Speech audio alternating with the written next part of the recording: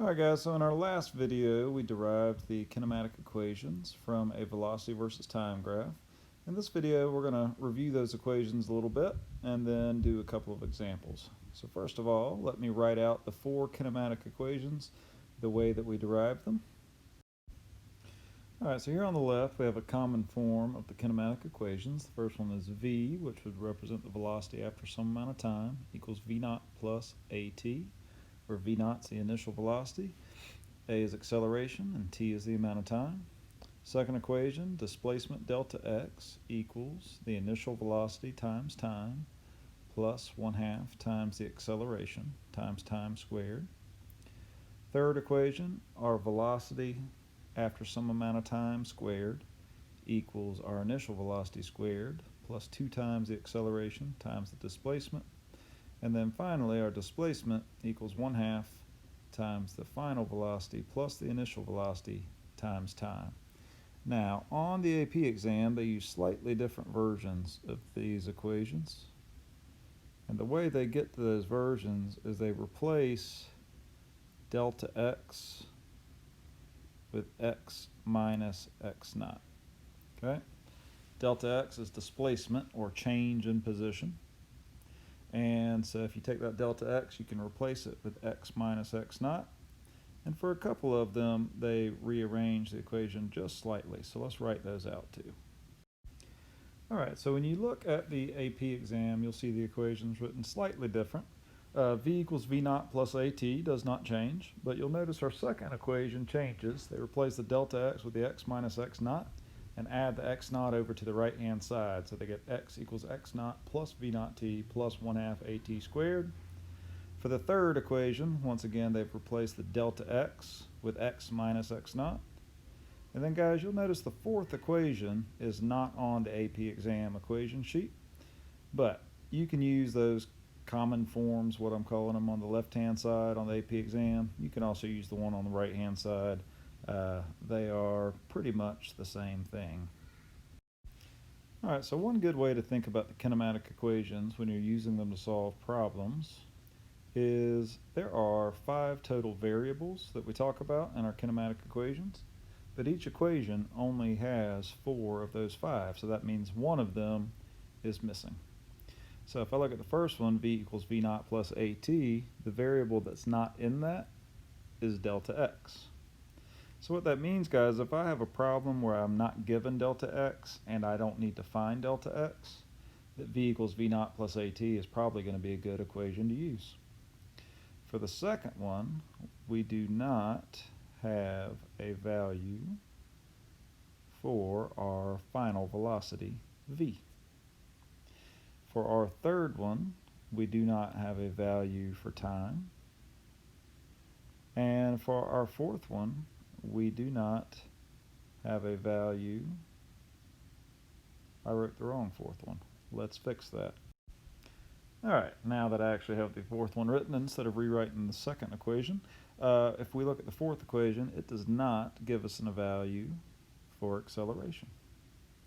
And so, like I said, a lot of times the way we want to solve a problem is to figure out which variable are we not given and do we not care about.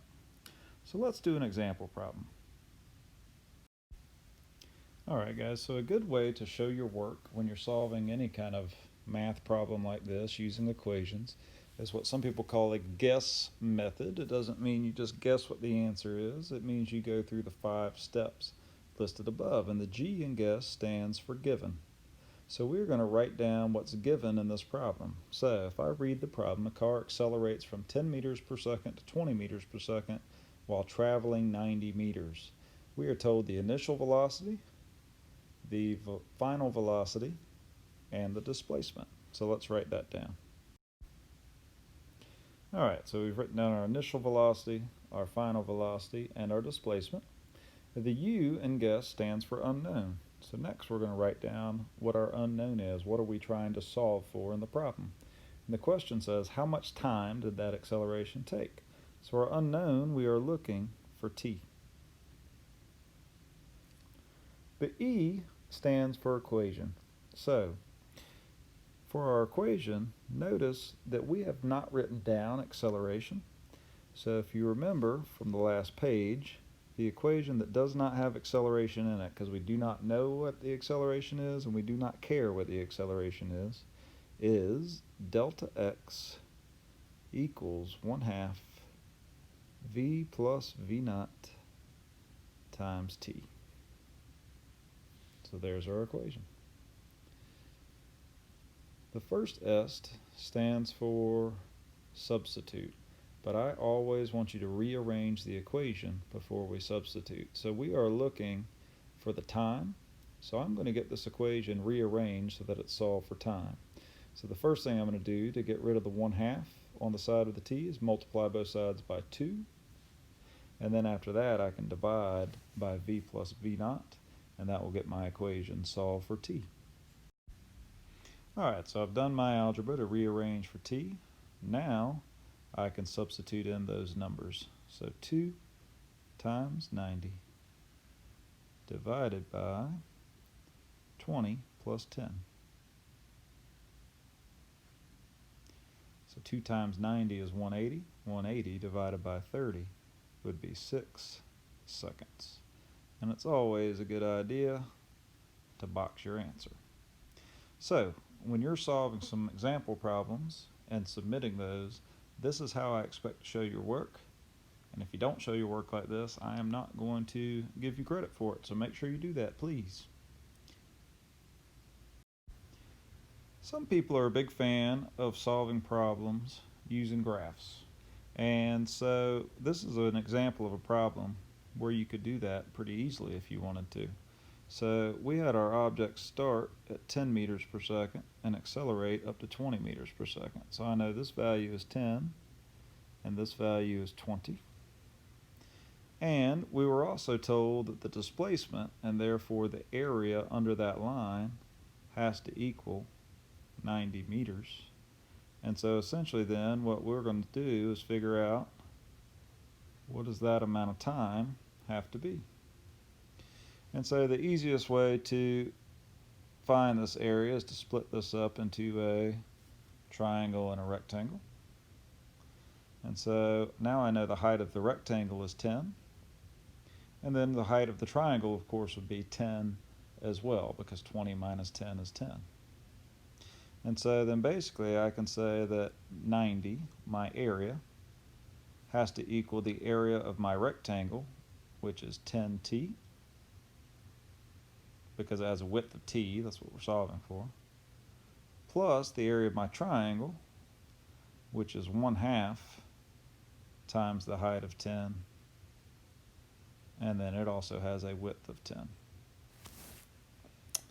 So 90 then, if I simplify that, equals 15t. So 90 divided by 15 equals t, which equals 6 seconds. So some people like to use velocity versus time graphs to solve problems, and you should definitely be familiar with how to do that, and you should definitely be able to relate any of these problems you see back to graphing motion, because sometimes free response problems will ask you to both solve problems but also explain using these graphical methods. So you want to make sure you're able to do that. Alright guys, so you have some problems to try. Show all your work and then submit your answers. You'll get credit based on showing work, not necessarily having them correct. And then I will help you with the solutions after you submit your work.